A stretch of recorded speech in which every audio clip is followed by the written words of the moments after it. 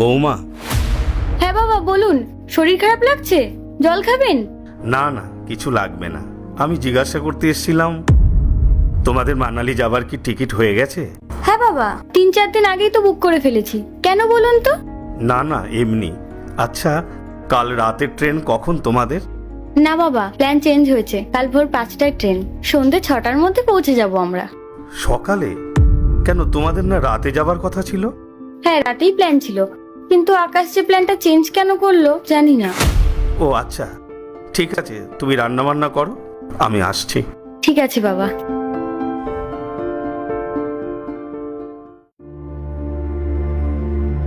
বাবা, তোরা তো আমাকে আগে বলিসনি যে কাল সকালই তোরা বেরোবি?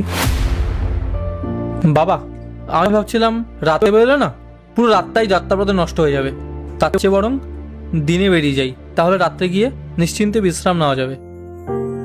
হ্যাঁ, তা মন্দ ভাবিসনি। তা তোদের সব গোছগাছ হয়ে গেছে তো? হ্যাঁ বাবা, সবকিছুই গোছানো হয়ে গেছে, আর যেটুকু বাকি আছে খেয়ে দে গুছিয়ে নেব।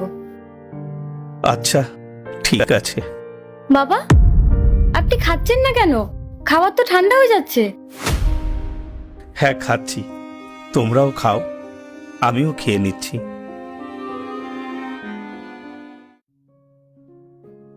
বাবা, তুমি কি এখন হাঁটতে বেরোচ্ছ? হ্যাঁ রে, একটু হাঁটতে বেরোচ্ছি। কেন, তোর কোনো কাজ আছে? না না, তেমন কিছু না। আসলে আমি ভাবছিলাম তুমি যতক্ষণ হাঁটবে ততক্ষণ আমি একটু তোমার ঘরে ঘুমিয়ে নেব। বড্ড ক্লান্ত লাগছে আমার, শরীরটা না একদম দিচ্ছে না।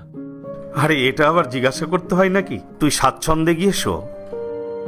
আরে, ঘর তো তোরই, তুই তো আমার কাছেই থাকিস। হ্যাঁ বাবা। আচ্ছা, আমি বেরোলাম তাহলে।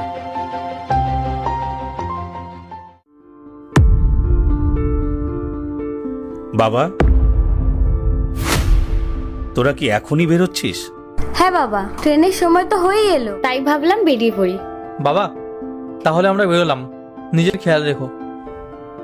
হ্যাঁ রে, যা, আমি নিজের খেয়াল রাখতে পারবো, তোরা একটু সাবধানে যাস। অবশ্যই বাবা। আকাশ, চলো, দেরি হয়ে যাচ্ছে। হ্যাঁ চলো। আরে দাঁড়াও, একটা ব্যাগ তো ঘরেই ফেলে এসেছি। দাঁড়াও, ওটা আমি নিয়ে আসছি। আর একটা ব্যাগ?